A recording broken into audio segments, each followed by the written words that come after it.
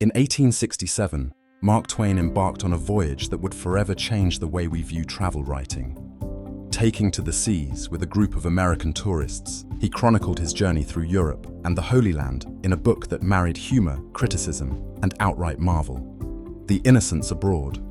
The tale is a window not only into a bygone era, but into the essence of what it means to observe the world with fresh eyes.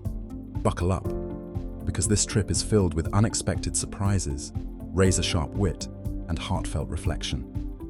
The story begins aboard the Quaker City, a luxurious steamship carrying a curious cross-section of American society.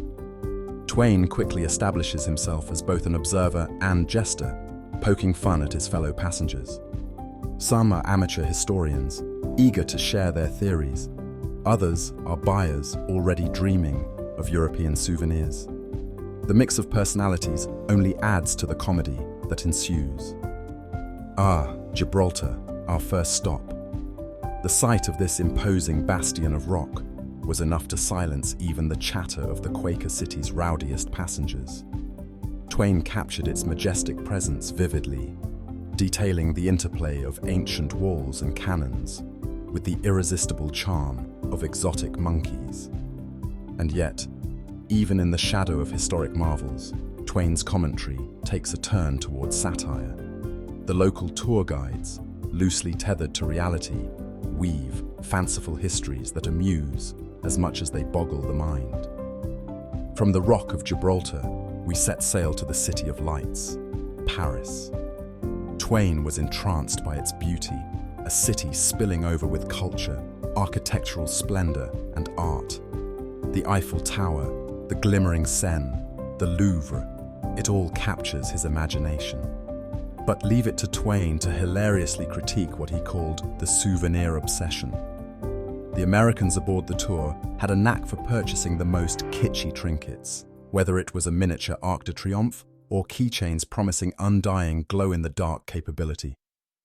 The Louvre, an inexhaustible treasure trove of human artistry, Twain found the paintings and sculptures equally fascinating and amusing. The Mona Lisa, he remarked dryly, was haunting yet smaller than he imagined.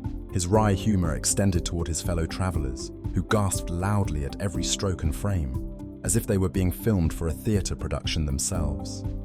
For Twain, this exaggerated reverence only highlighted the disparity between genuine appreciation and performative admiration.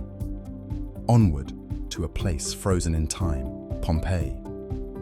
Walking along the ash-blanketed streets stirred unexpected sobriety in Twain. Here was life interrupted, a poignant pause in human history, courtesy of Mount Vesuvius. For all his disarming banter, Twain's deep respect for natural tragedy shines brightly in Pompeii. He vividly described the human and architectural ghosts left behind, leaving readers with a haunting mix of wonder and grief. Rome offered Twain a new chapter of splendor and critique. Here were the ultimate icons, the Pantheon, the Colosseum, and of course the Vatican. These monuments left Twain in awe, but in the shadow of such grandeur, Twain once again casts his satirical eye on the tourist culture emerging around them. Guided tours, clear pickpocket havens, and relentless attempts to monetize what was freely available led to comical observations from our sharp-voiced chronicler. Then there was Venice, a place that looks like a city made in dreams, Twain would observe. Navigating the clouded waters via gondolas, Twain juxtaposed Venice's legendary allure with practical frustrations. Gondoliers intent on squeezing every last coin from their riders, and navigating waterlogged streets added to Twain's ever-expanding arsenal of ironic commentary. Venice, in all its romance and quirks, gave Twain vivid material to match the mystery of its waterways. The journey reached a climax in the Holy Land. Twain journeyed through Jerusalem, seeing firsthand the places deeply enshrined in religious and cultural history. While he was certainly moved by the sight of such sacred spaces, Twain could not help but notice, yes, you guessed it, the commercialization present even here. Vendors offered authentic holy relics crafted less than a dozen kilometers away. Rarely was he short on bewilderment or irony. And then, Egypt. Twain confronted the ancient and the monumental, the enduring grandeur of the pyramids and the Sphinx. Drawing connections between ancient ingenuity and modern perseverance, Twain was full of admiration. Yet even here, his humor surfaced. As he attempted camel rides and negotiated with merchants hawking overly ornate goods, his knack for instilling lightness in serious moments became evident once more. As the Quaker city sailed back home, Mark Twain reflected on his experiences. What was it about these travels that lingered most vividly? The people, the splendor and tragedy of history come alive, or the deeply profound realization that old worlds and new worlds weren't just divided, they were interconnected by the threadbare humanities of joy, sorrow, and shared dreams. This adventure broadened his lens on not only the globe itself, but humanity within it.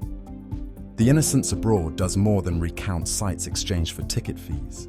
It celebrates the richness and absurdity of cultural collision, all wrapped in Twain's inimitable voice.